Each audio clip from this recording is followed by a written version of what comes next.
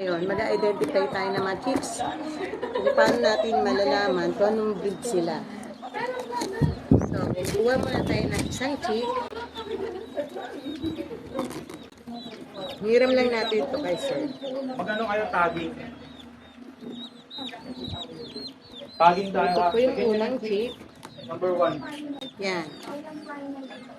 Meron po tayong tinatawag na traditional. Paano malaman ko kung siya po ay babae o lalaki. Ganyan. Pag ginanyan po natin siya, ganyan. Hindi po pumapalag. Sa babae po yan, guys. At sumunod naman po nating traditional na pamamaraan ay ganito. Ganyan niyo po ang kanyang mga pakpak. Makikita niyo po na hindi pantay-pantay ang kanyang pakpak. Nakita mo ba? Ganyan, no? Itong first layer, second layer na hindi pa. So, ito po talaga ay babae. Yan. Okay, meron pa po tayong isang pamamaraan. Ito. Ipakita mo yung pet, be.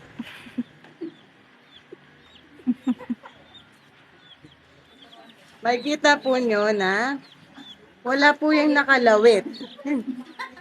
So, ito po talaga ay, pakita mo, be, ayun yung pet. Wala po yung nakalawit. Sa babae po talaga yan. Ngayon po, isa pong tinuro sa amin teacher namin. Hawakan daw po natin yung guys. Yan, babae siya, guys. Cute niya, oh. Tingnan natin, guys, kung sino ang lalaki. Ayun hindi. Ayan. So, ito po ang black.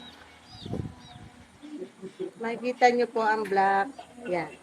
Tignan po natin yung kanyang pakpak. Yan o. Pantay-pantay siya, guys.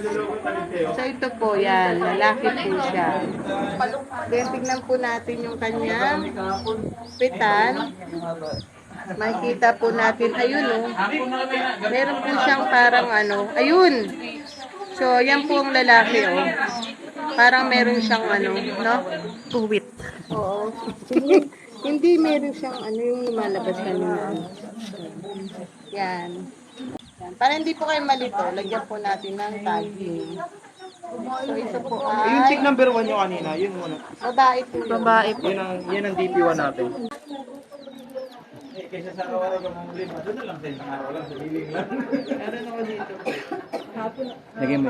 Ito, sir. Yun ang DP1 na ilagay mo rin sa Stop. Darak Parawa. Chick number 1 DP. BP1.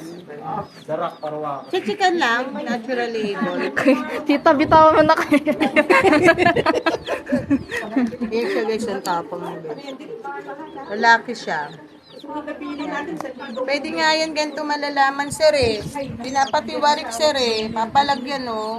O, pumapalag po kagad, oh. Kaya po, lalaki po talaga to, pumapalag.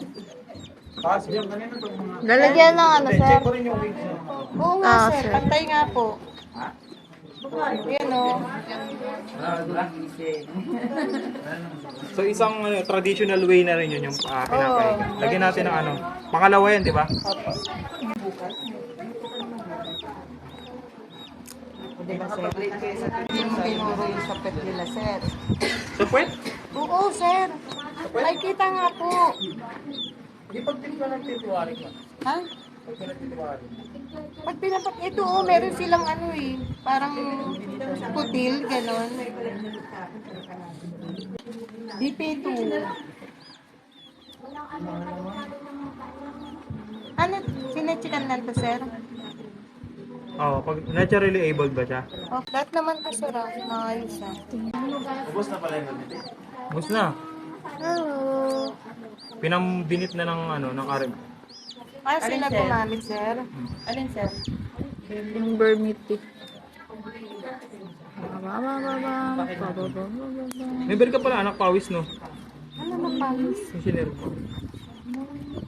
Siya yung sa Ano yung team palis building. yung lugar namin, sir eh? Ha? Pero Lugar yun. wala ko member. Hindi pa siya, ano, lugar namin yun, sir. Mura lang yung top. Kasi may, di ba may Mga samahan ako. nagpagawa ng ano yun, sir, eh, tarpaulin. Yung building nila ngayon. Pa. Agad eh, ducks Ayan o, babae o. I-spread mo pa. Ayan o. Para mas makita siya. Ayun, ang ganda o. Ang ganda ng color. Yan o, identified po siya, babae po yan. Hindi pantay-pantay ang kanyang wings. Then, ito, ayan, hindi pumapalag, babae. Mga babae talaga. Nilamog.